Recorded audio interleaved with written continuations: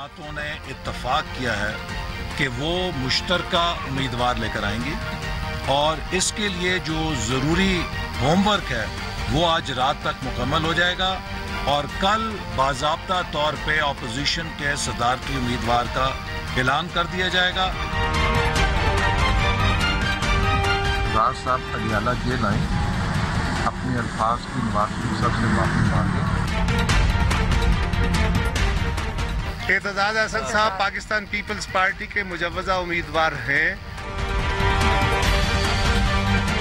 तमाम तर जो डिस्क्रिशनरी अमाउंट्स जो कि वज़ीर-ए-आज़म, सदर ममलिकत और MNAs इस्तेमाल करते थे, उन तमाम की डिस्क्रिशन ख़त्म कर दी गई है।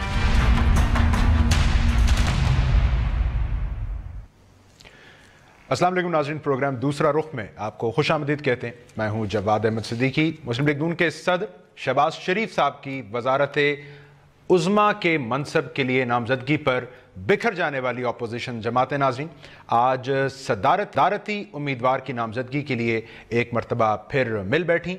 उनकी ये बैठक मरी में हुई। मुस्लिम लीग नून के सदर शहबाज शरीफ साहब की ज़ेर सदारत ही, और इसमें ज़ाहिर बात है पाकिस्तान पीपल्स पार्टी और अपोजिशन की दीगर जमातों ने भी शिरकत की।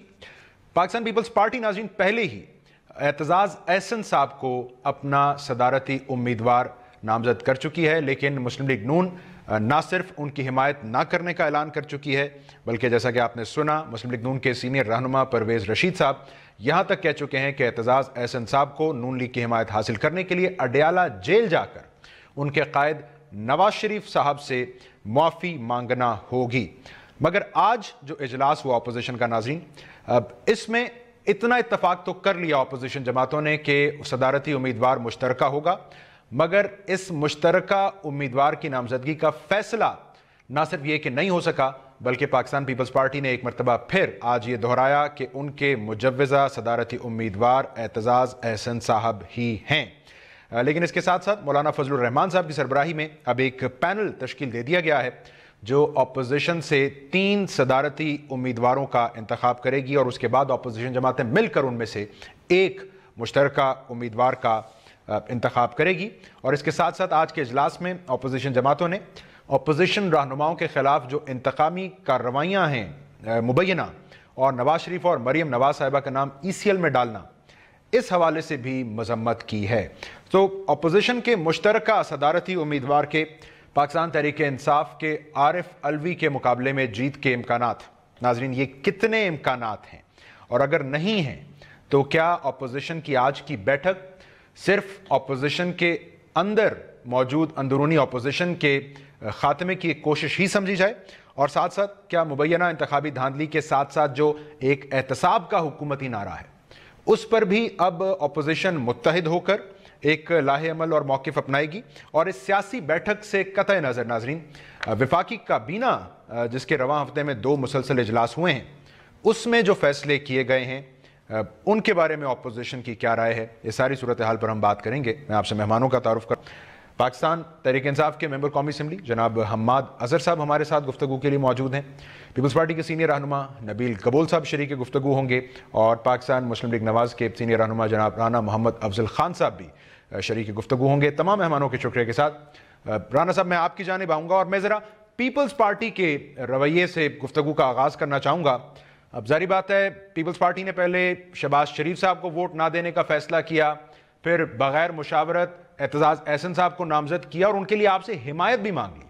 तो ये पीपल्स पार्टी का रवैया राना साहब, ये अपोजिशन को एक रखने वाला रवैया कहला सकता है? बहुत शुक्रिया आपका। देखें ये रवैया तो वाकई ऐसा नहीं है, लेकिन मेरा ख्याल है कि वक्त ऐसा ज़रूर है कि सारी जमातों को इकट्ठे हो जाना चाहिए और एक बेहतर स्टेट्समैन टाइप की पर्सनैलिटी, एक ऐसा शख्स जिसकी जमहूरियत के लिए बड़ी खिदमात हों और जिसकी पूरे पाकिस्तान में एक बेहतर रिकग्निशन हो, अगर वो ऐसा मुतफ़िका उम्मीदवार ले आएंगे तो मैं समझता हूँ कि पाकिस्तान के लिए भी बेहतर होगा और इस इलेक्शन में भी बेहतर नताइज आ सकेंगे। ठीक हो गया। तो राना साहब ज़रा हमें तशरीह भी कर देना, ये जो इस वक्त रवैया है पीपल्स पार्टी का, ये क्या है, किन वजूहात की बिना पर है आपकी दानिश में, आपकी जमात की नज़र में? देखिए मैं समझता हूँ कि वो रिग्रेट ज़रूर करते होंगे, एतजाज़ अहसन साहब भी करते होंगे, بالکل انہوں نے جس بات پہ شہباز شریف صاحب کو سپورٹ نہیں کیا، جیسے آپ نے انٹرو میں بھی کہا، وہ بھی ایک سیاسی بیان تھا، خدا نہ خواستہ کوئی ایسی بات نہیں تھی کہ جو پریکٹیکلی وہ کرنا چاہتے تھے۔ حماد اظہر صاحب کی جانب بڑھتا ہوں۔ حماد صاحب، اپوزیشن کے حوالے سے رانا صاحب کہہ رہے تھے کہ بڑا اچھا ہوگا اگر ایک مشترکہ امیدوار پر اتفاق ہو جائے، تو سر یہ صدر کے عہدے کے لیے کوئی قومی وحدت کا مظاہرہ بھی کیا جا سکتا تھا؟ آپ کی جماعت نے ظاہری بات ہے خورشید شاہ صاحب سے درخواست کی تھی کہ وہ اسپیکر کے لیے نامزدگی وڈرا کر لیں، تو کوئی ایسی کنسیڈریشن تھی پی ٹی آئی کی کہ قومی وحدت ہمیں دکھائی دے صدارتی انتخاب میں، یا یہ بڑا کلیئر تھا کہ آپ کا اپنا کینڈیڈیٹ ہوگا اور اسی کو جتوانا ہے؟ کینڈیڈیٹ تو ہمارا اپنا ہوئے گا۔ ہم نے عارف علوی صاحب کو پٹ کیا ہے اور ان کا تعلق سندھ سے ہے۔ اسپیکر صاحب جو ہیں ان کو ہم نے پٹ کیا تھا، ان کا تعلق خیبر پختونخوا سے ہے۔ ڈپٹی اسپیکر صاحب جو ہیں ان کا تعلق جو ہے وہ بلوچستان سے ہے۔ تو میں سمجھتا ہوں کہ کیونکہ وزیر اعظم صاحب کا تعلق پنجاب سے ہے، اگر ہمارے کینڈیڈیٹ جو ہیں وہ انشاءاللہ تعالیٰ جب کامیاب ہوئیں گے تو اس سے آٹومیٹکلی جو ہے وہ ایک پوری فیڈریشن جو ہے وہ آپ کو وفاقی حکومت میں کی پوزیشنز کے اوپر اس کی نمائندگی جو ہے وہ نظر آئے گی۔ اپوزیشن کا یہ اپنا ظاہر اختیار ہے کہ وہ کون سے کینڈیڈیٹ کو ووٹ دیں۔ جو مین پارٹیز ہیں وہ اپنے اپنے کینڈیڈیٹس کو ووٹ دیتی ہیں، لیکن ہم بہرحال ہم پاکستان پیپلز پارٹی کے پاس جائیں گے، ہم انہیں اپروچ کریں گے اور ہم ان سے اپنے صدارتی امیدوار کی حمایت کے لیے، اور ان کے علاوہ جو دیگر چھوٹی جماعتیں ہیں اپوزیشن کے اندر، ہم ان سے بھی اپنے اپوزیشن کا جو ہمارا ٹریجری بینچز کا جو امیدوار ہے صدارتی، اس کی امیدوار کی حمایت کے لیے ہم ووٹ ضرور مانگیں گے۔ بالکل ٹھیک ہے۔ تو رانا صاحب، coming back to you sir, اگر میں اب تک اس بات کو یوں پریزنٹ کروں کہ اپوزیشن شخصیات کی نامزدگی پر الجھ کر رہ جاتی ہے اور اسی پر اس کا شرازہ بکھر جاتا ہے، تو سر یہ کیوں مرحلہ عبور نہیں کر پا رہی اپوزیشن؟ یا جیسا ہمارا سیاست کا ایک مزاج اور نظام ہے پاکستان میں، یہ ایک چیلنج رہے گا اپوزیشن کے لیے؟ دیکھیں، اپوزیشن کے پاس ہمیشہ نمبر کم ہوا کرتے ہیں، اور ہر پارٹی کی یہ بھی خواہش ہوتی ہے کہ ان کی پارٹی کا بندہ الیکٹ ہو جائے اور دوسرے اس کو سپورٹ کر دیں۔ اس کے لیے یقیناً ڈسکشن بھی ہوگی اور بارگیننگ بھی ہوگی اور کچھ نہ کچھ ہوگا، لیکن یہاں آج ساری جماعتیں جو ہیں وہ یہ اس بات کے اوپر تو متفق ہیں کہ جس قسم کے ہمارے الیکشن ہوئے اس کے بعد ہمارا متحد ہونا بہت ضروری ہے، اور ہم ایک متفقہ کینڈیڈیٹ لے کے آئیں۔ جیتنا ہارنے کا فیصلہ تو بعد میں ہوگا، لیکن ایک یونائٹڈ سٹینڈ ہو، ہماری اپنے ڈفرینسز ختم ہوں اور ہم ایک ان حالات کا مقابلہ کر سکیں جو کہ پاکستان کی جمہوریت کے اوپر ایک سیاہ بادل کی شکل اختیار کرتے جا رہے ہیں۔ تو میں سمجھتا ہوں کہ ایک لارجر انٹرسٹ کے اندر ہر پارٹی کو اپنے موقف سے تھوڑا بہت پیچھے ہٹنا ہوگا اور ایک لارجر انٹرسٹ کو، اور میں سمجھتا ہوں کہ ایسے کینڈیڈیٹ کو سلیکٹ کریں گے، کرنا چاہیے اپوزیشن کو جو اٹریکٹیو ہو اور جو انڈیپینڈنٹ ووٹس بھی لے سکے، اور اگر ہو سکے تو انڈیپینڈنٹ مائنڈڈ لوگوں کے ووٹ بھی لے سکے۔ ٹھیک ہے، نبیل قبول صاحب سے ہمارا رابطہ ہوا۔ نبیل صاحب، کین یو ہیئر می؟ جی نبیل صاحب، سوال میں نے آپ کے لیے اٹھایا تھا سر کہ یہ پیپلز پارٹی کا موجودہ رویہ اپوزیشن کے ساتھ کسی مجبوری کے تحت ہے، کسی زوم کی وجہ سے ہے، یا کوئی حکمت عملی ہے؟ ظاہری بات ہے آپ لوگوں نے ووٹ نہیں دیا شہباز شریف صاحب کو، لیکن اعتزاز صاحب کی حمایت کے لیے آپ ان کے پاس ضرور گئے، تو یہ کیا سر، اس کو کیسے سمجھا جائے؟ دیکھیں، مجھے یہ سمجھ نہیں آتا ہے کہ شہباز شریف صاحب یا مسلم لیگ نون والے وہ کیوں اعتزاز احسن کے خلاف ہیں، جبکہ یہی اعتزاز احسن جب عدلیہ کی بحالی کے لیے لاہور سے نکلے تھے تو ایک ہی گاڑی میں نواز شریف صاحب کے ساتھ نکلے تھے، اور ان کے آپس میں تعلقات اتنے اچھے تھے کہ نواز شریف صاحب نے کہا تھا کہ لاہور سے الیکشن اگر لڑتے ہیں 2013 میں اعتزاز احسن تو ہم ان کے سامنے کوئی کینڈیڈیٹ بھی نہیں کھڑا کریں گے، یہ آفر تک دیا تھا۔ اچانک اب دیکھیں سیاست میں ایسا ہوتا ہے کہ آپ کبھی کبھار کوئی اس طرح کے بیان دے دیتے ہیں، لیکن میں سمجھتا ہوں کہ ایکسکیوز جو ہے یہ دینا کہ جی اعتزاز احسن صاحب نے مسلم لیگ نون کی لیڈرشپ کے خلاف سٹیٹمنٹس دیے ہیں، باتیں کی ہیں، یہ کوئی اتنا بڑا ایشو نہیں ہے۔ اس وقت ضروری یہ ہے کہ ہمارے جو اتحاد ہے اپوزیشن کا، ہم سمجھتے ہیں کہ پریزیڈنشل الیکشن ہم جیت سکتے ہیں، ہمارے پاس نمبرز پورے ہیں۔ اچھا، اگر اس میں اگر تھوڑی بھی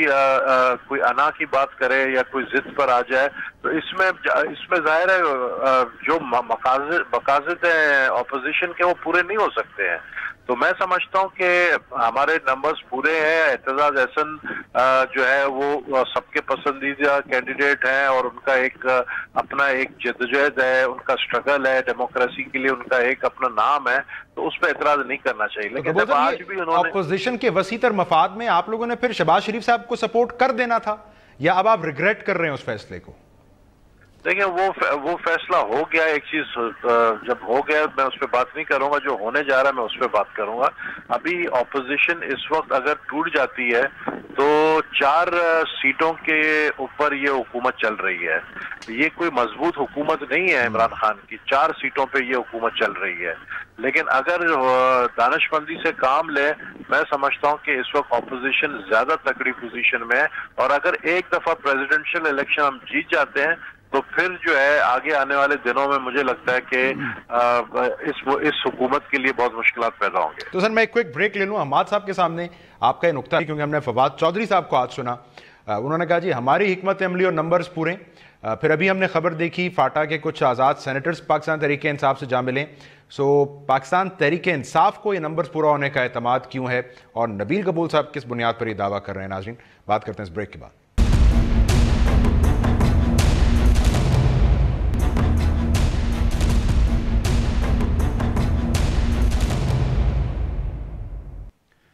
वेलकम बैक नाज़रीन। हमाद अज़हर साहब, मैं आपकी जानिब आ रहा हूँ। हमाद साहब, अब ये तो एक बात तय है कि अपोजिशन का मुश्तरका उम्मीदवार आता है तो जाहिर बात है फिर प्रेसिडेंशियल इलेक्शन के लिए कंपटीशन टफ हो जाएगा। तो जाहिर बात है आपके इत्तेहादी भी हैं, और माजी करीब के बरक्स इस दफ़ा आप लोगों ने कोई फिगर नहीं दी है नंबर ऑफ वोट्स की। आपने स्पीकर के लिए दी थी, PM के लिए दी थी, इस दफ़ा आप लोग कोई फिगर नहीं दे रहे हैं। तो आप लोग पुरएतमाद हैं इत्तेहादियों के राय के हवाले से, कामयाबी के हवाले से प्रेसिडेंशियल इलेक्शन में? हमाद साहब जी बिल्कुल, हम पुरएतमाद हैं, अल्हम्दुलिल्लाह हमारे नंबर्स पूरे हैं। ये मुख्तलिफ हाउसेस में ये इलेक्शन जो है प्रेसिडेंट का वो लड़ा जाएगा, इसलिए इसके नंबर्स की जो तादाद है वो एग्जैक्ट प्रिसाइसली निकालना जो है वो थोड़ा एक डिफ़िकल्ट टास्क है। हम कोई नंबर दे दें और उसमें कोई ऊंच नीच हो जाए, बेशक हमारा इलेक्शन उम्मीदवार जो है वो जीत जाए, तो वो फिर एक पार्टी के लिए एम्बैरसमेंट बन जाती है। लेकिन मैं इस पर ज़रा नबील कबूल साहब के हवाले से बात करूंगा, जिन्होंने कहा कि ये हुकूमत 4 वोटों पे खड़ी है। हमने 176 वोट हासिल किए, और अगर पाकिस्तान पीपल्स पार्टी भी जो शहबाज शरीफ साहब है उन्हें वोट दे देती तो उसके बावजूद इनका नंबर तकरीबन 152-53 पे जाना था, यानी कि तकरीबन 20 से 22 सीट्स जो हैं उसका फ़र्क है। इसके अलावा 12 बाई इलेक्शंस होने जा रहे हैं, जिनमें से 10 ऐसे हैं जो हम लोग या हमारे इत्तेहादी जो हैं उन्होंने सीट्स छोड़ी हैं। हम अल्हम्दुलिल्लाह वो सीट्स दोबारा रिटेन करने के लिए पूरी तरह पुरुमीद हैं। तो हमारे पास एक कंफर्टेबल मेजॉरिटी है जो आने वाले दिनों में मज़ीद जिसमें इजाफा होने वाला है। और इंशाअल्लाह ताला ये जो सदारती उम्मीदवार का इलेक्शन होने जा रहा है, आप इसमें देखेंगे कि पाकिस्तान तहरीक इंसाफ कंफर्टेबली, जिस तरह हमने बाकी इलेक्शंस जो हैं वो कंफर्टेबली जीते हैं, ये इलेक्शन भी हम प्रेसिडेंसी का आरिफ अलवी साहब के लिए कंफर्टेबली जीतेंगे। लेकिन हम इसमें ज़रूर तमाम जमातों से रब्ता करेंगे, जिसमें से पाकिस्तान पीपल्स पार्टी भी शामिल है, और हम उनसे भी अपने उम्मीदवार के लिए वोट मांगने की दरख्वास्त करेंगे। लेकिन उनकी आप ऐसी किसी दरख्वास्त को नहीं सुनेंगे, या तो आपने क्लियर कर दिया पहले? देखें, क्योंकि इस वक्त हमारी हुकूमत है और हम समझते हैं कि मैंडेट जो है वो हमारे पास है, और हमारा जो सदर का उम्मीदवार है, जिस तरह हमने डिस्ट्रीब्यूशन की है तमाम फेडरेशन में की पोस्ट्स की, 4 सूबों को रिप्रेजेंटेशन दे के सिंध को हम अब प्रेसिडेंसी देना चाहते हैं। आरिफ अलवी साहब एक मौजू उम्मीदवार हैं, और जिस तरह आप जानते हैं मुस्लिम लीग नून जिस तरह के माजी में उम्मीदवार देती रही है सदारत के मनसब के लिए, तो उसके मुकाबले में अगर देखा जाए तो हमारे उम्मीदवार जो हैं वो बहुत उम्दा हैं, बहुत आला हैं। उनका ताल्लुक सिंध से है, 4 सूबों की जो है वो रिप्रेजेंटेशन एक उम्दा तरीके से। मतलब आपकी बात कट रही है, एतजाज साहब के बड़े मोतरफ रहे हैं इमरान खान साहब, और एक पुराना ताल्लुक वास्ता भी है उनका एतजाज साहब के साथ। एतजाज साहब हमारे काबिल एहतराम हैं, बहुत उनकी खिदमात भी हैं, और रेस्टोरेशन ऑफ जुडिशरी में उनका एक अहम किरदार था, हम उस बात को समझते हैं। लेकिन बहरहाल इस वक्त मैंडेट जो है वो पाकिस्तान पीपल्स पार्टी के पास नहीं है, अवाम की तरफ से इस वक्त वो पाकिस्तान तहरीक इंसाफ के पास है, तो हम उम्मीद करते हैं कि वो हमारे कैंडिडेट की हमायत करेंगे। तो राना अफजल साहब, सर इसका मतलब है अब जो ज़िमनी इंतखाब की बात हो रही है, जिसका हवाला भी दिया हमाद साहब ने, तो सर फिर वहाँ भी जब कैंडिडेट्स आएंगे वो तो फिर अपोजिशन को एक कैंडिडेट नहीं लाना चाहिए अपना सामने, बजाय इसके कि आपका आपस में मुकाबला रहे? अगर नंबर गेम इतनी इंपॉर्टेंट है फिर तो आप लोगों का वहाँ भी इत्तेहाद नज़र आना चाहिए। میرا خیال ہے جہاں جہاں ایسی حالات ہوں گے وہاں کر لینا چاہیے اپوزیشن کو، آپس میں کوئی حرج بھی نہیں ہے. ابھی بھی جو پی ٹی آئی اور کیو لیگ جو ہے وہ مشرف والی کیو لیگ اور پی ٹی آئی انہوں نے بھی سیٹ ایڈجسٹمنٹ کی ہے، کچھ جگہ کے اوپر کی تھی، اور میرا خیال ہے کہ اپوزیشن کے لیے بہتر ہوگا کہ وہ بھی کر لیں. ٹھیک ہو گیا. اور سر آج کے اجلاس میں ایک اور بات بھی کی گئی چیئرمین سینٹ کی مبینہ تبدیلی کے حوالے سے، لیکن یہ طے کیا گیا اس کو اگلے اجلاس میں طے کیا جائے گا. سو ہمیں اگر آپ سے یہ سمجھا پائیں کہ آپ کی جماعت کی جو رائے تھی چیئرمین سینٹ کے انتخاب میں پیپلز پارٹی کے حوالے سے، وہ رائے غلط تھی، پیپلز پارٹی نے کوئی وضاحت دی، آپ کی وہ رائے بدل گئی ہے، یا ہم اپوزیشن کے وسیع تر مفاد میں یہ سوال نہ اٹھائیں، اس پر کیا کلیئرٹی ہے؟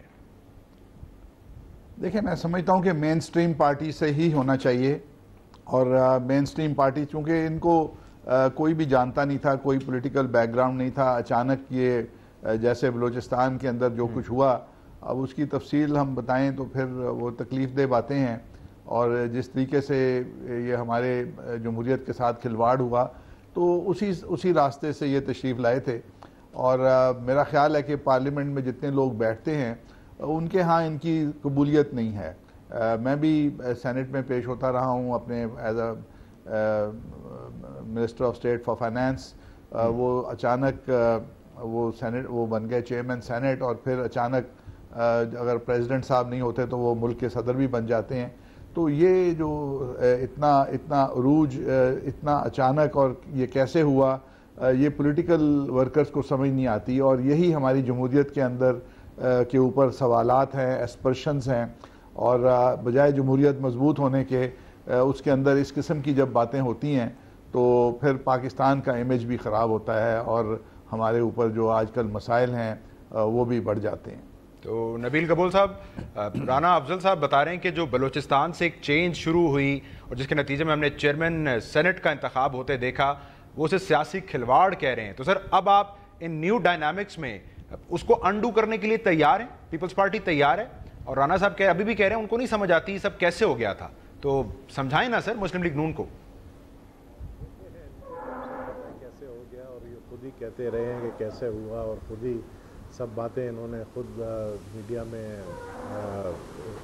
سب باتیں خود ہی بتائی ہیں. اب میں کیا ان باتوں، میں نے کہا نا جو پاسٹ گزر گیا اس کے اوپر میں بات نہیں کروں گا. میں صرف یہ جو پریزیڈنشل الیکشن اور موجودہ صورتحال، آپ یقین کریں کہ پاکستان 71 ایئرس کا پاکستان کی تاریخ میں اتنا بڑا پولیٹیکل کرائسس یا فائنینشیل کرائسس میں نے کبھی نہیں دیکھا ہے. اگر اگر یہ حکومت اگر قوم کو یہ بتا دے اس وقت فائنینشیل کرائسس کی سچویشن، تو آپ یقین کریں پینک مچ جائے گا. لیکن میں سمجھتا ہوں، ہم جانتے ہیں، ہم بھی نہیں بتاتے کہ کس سچویشن سے پاکستان گزر رہا ہے.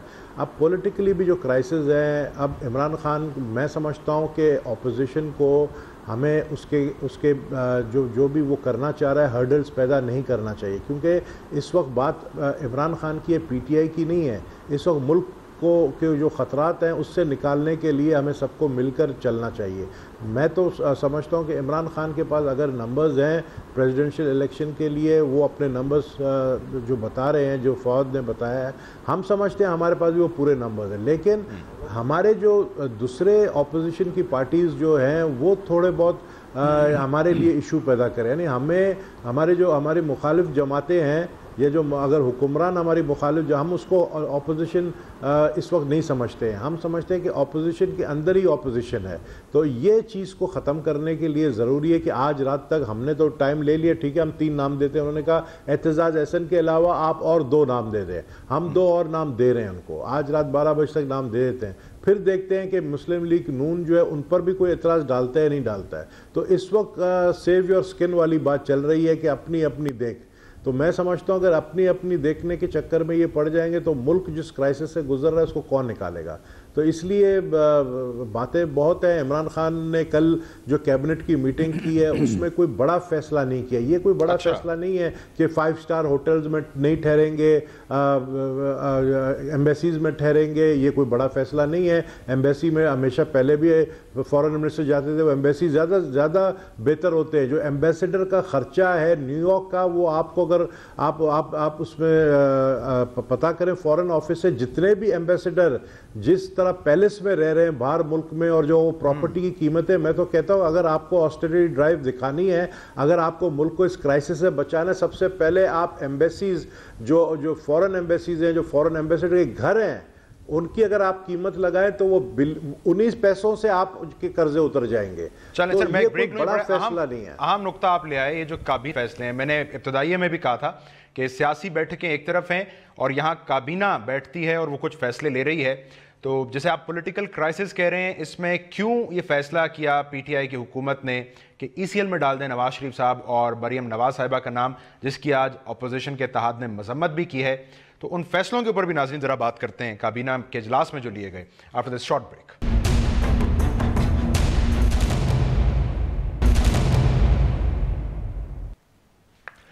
वेलकम बैक नाज़रीन। हमाद साहब, मैं आपकी तरफ आ रहा हूँ। आज अपोजिशन ने इत्तलात ये हैं कि मरियम नवाज साहिबा और नवाज शरीफ साहब का नाम ईसीएल पे डालना, इसकी मजम्मत की और कहा कि ये एक इंतकामी एजेंडा है अपोजिशन के रहनुमाओं के खिलाफ। एक तो ये बताइएगा इसके पीछे क्या हिकमत थी सर, जबकि दोनों शख्सियात ऑलरेडी जेल में हैं, और दूसरा नबील साहब कह रहे हैं आप लोगों ने फैसले लिए काबीना के इजलास में, लेकिन उनकी अलामती हैसियत ज़्यादा है।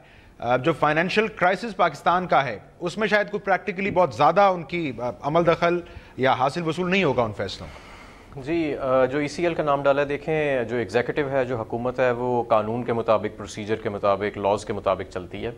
और अगर काबीना को ये महसूस होए कि माजी का तजर्बा देखते हुए कि जो सियासी कायदीन है वो कानून से निजात पाने के लिए, कानून से फ़रार इख्तियार करने के लिए मुल्क से बाहर जाके बैठ जाते हैं, वहाँ पे खुद साख्ता सी एग्ज़ाइल में चले जाते हैं, तो ज़ाहिर है कि फिर उनका नाम ईसीएल में डालना चाहिए, क्योंकि ये लोग कन्विक्टेड हैं फ़िलहाल तो।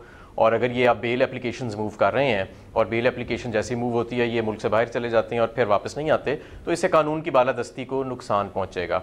दूसरी चीज़ ये है कि हमारी जो काबीना है उसकी तश्कील अभी मुकम्मल नहीं हुई। आप जानते हैं कि बहुत सारी वजारतें हैं जो इंशाअल्लाह ताला अगले हफ्ता 10 दिन के अंदर हमने उनकी नोटिफिकेशंस करनी है। ये अलामती जो चीज़ें हैं, ये सिर्फ अलामती नहीं है। जो प्राइम मिनिस्टर हाउस में सिर्फ गाड़ियों की रकम है वो अरबों रुपए है।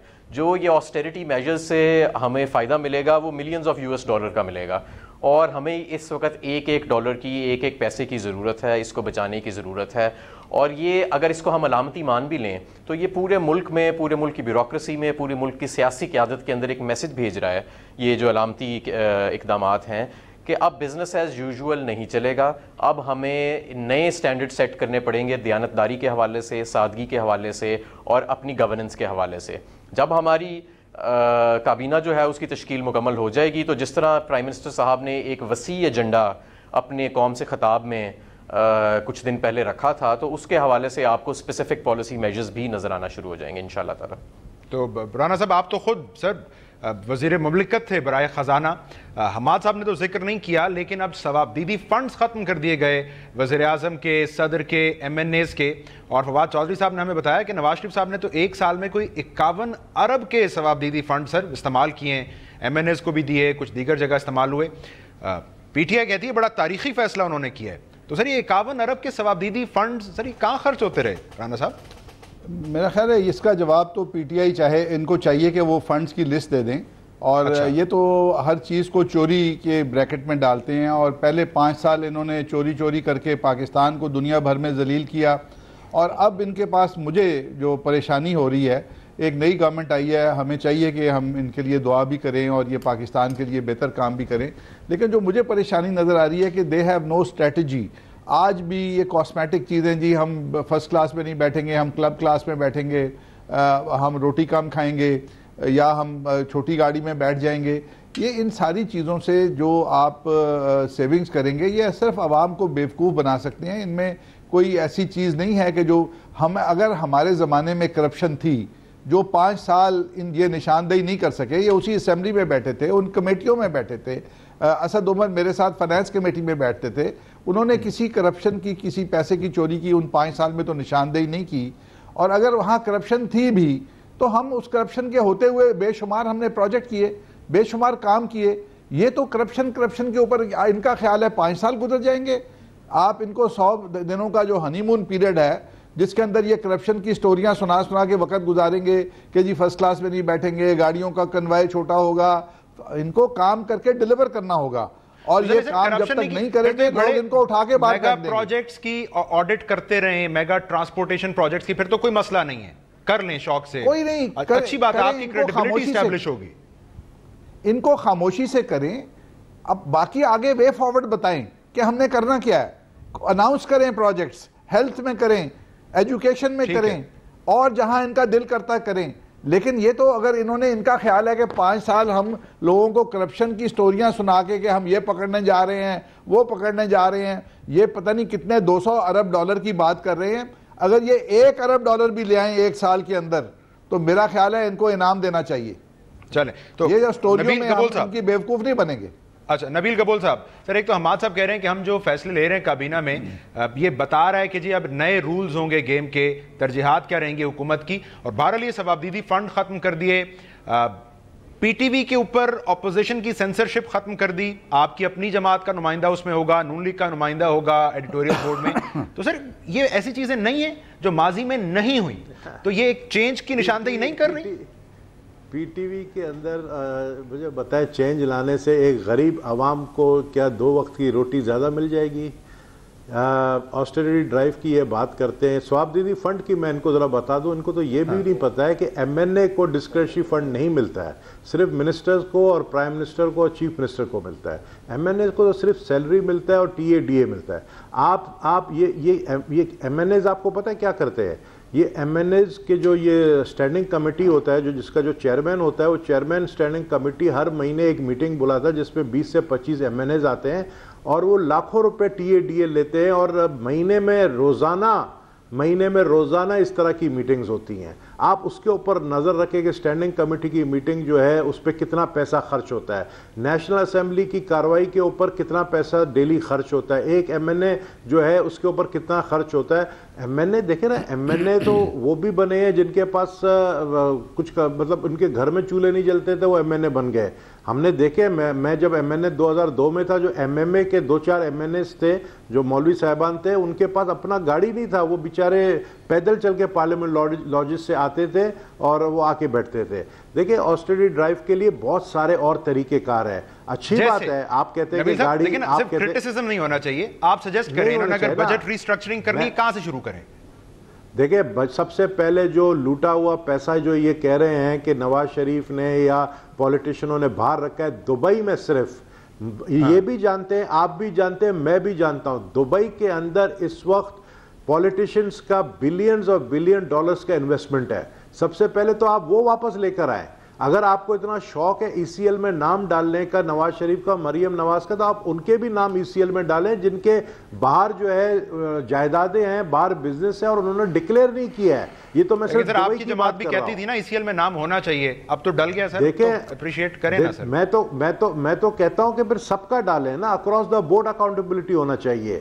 ہم تو یہ چاہتے ہیں کہ پاکستان اس وقت فائنینشیل کرائسس سے جا رہا ہے. 3 مہینے کا صرف آپ کے پاس ٹریجری میں فنڈز پڑے ہوئے ہیں, آپ کو دیوالیہ ہونے کا خطرہ ہے, آپ اس وقت گرے لسٹ میں ہیں, آپ خدا نہ خواستہ بلیک لسٹ میں آ جائیں گے تو آپ کا کیا ہوگا؟ چلیں سر میں بریک, یہ جو آپ کہہ رہے ہیں اتنے مایوس کن حالات, ذمہ دار کون ہے؟ مجھے آدھے جملے میں اگر بتا دیں. یہ ذمہ دار حکمران جو پہلے رہے ہیں حکمران, مسلم لیگ نون کی حکومت. ٹھیک ہے, ایک بریک لیتے ہیں ناظرین, ایک بریک کے بعد واپس آتے ہیں, اس نقطے کو آگے بڑھاتے ہیں, ہمارے ساتھ رہی.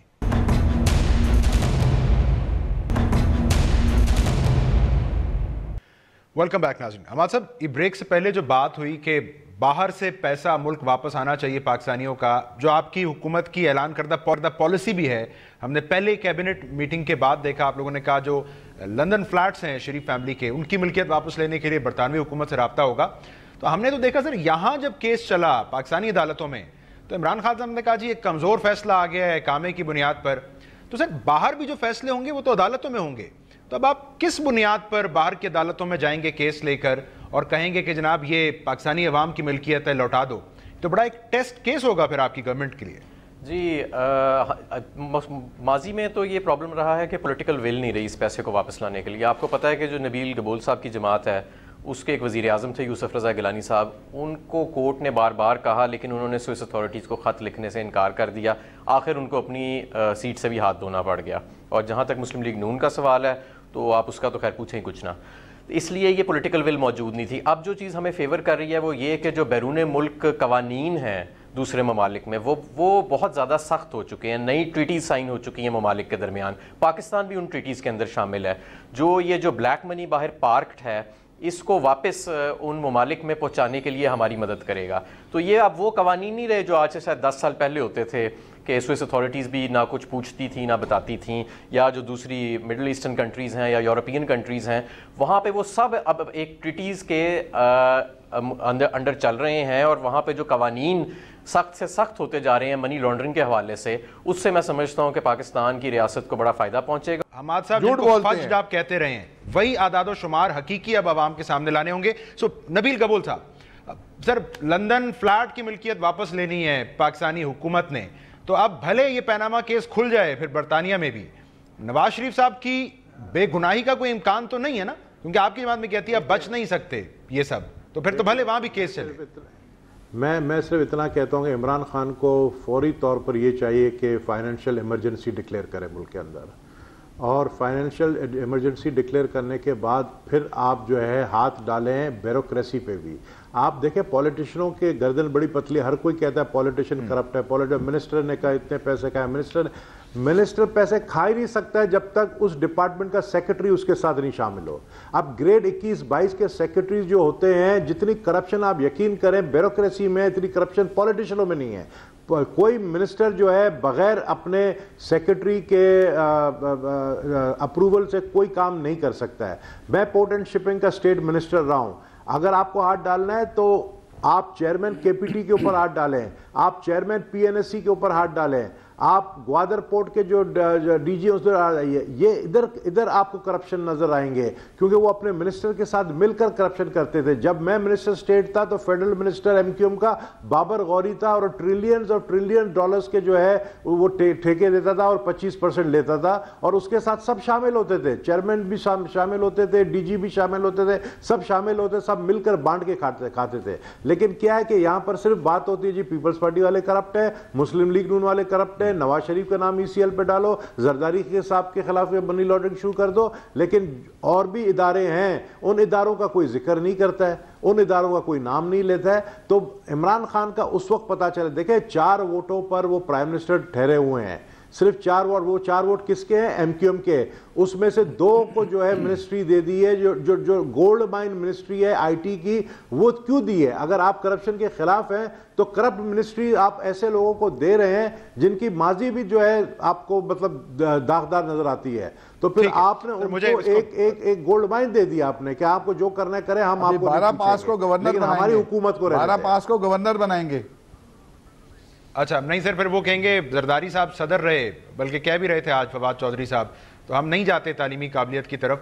لیکن بہرحال میں شکریہ ادا کرتا ہوں تمام شرکاء کا, رانا افضل صاحب, ہمارے نبیل قبول صاحب, حماد اظہر صاحب. ناظرین, جیسا کہ نشاندہی کی گئی, معاشی بحران پاکستان کا یہ سب سے جسے کہتے ہیں ایک ایمیننٹ تھریٹ ہے, اور ہمیں امید رہے گی کہ اس حوالے سے جو بڑے فیصلے ہیں وہ جلد از جلد پاکستان تحریک انصاف کی حکومت عوام کے سامنے لے کر آئے. آج کے پروگرام سے اتنا ہی.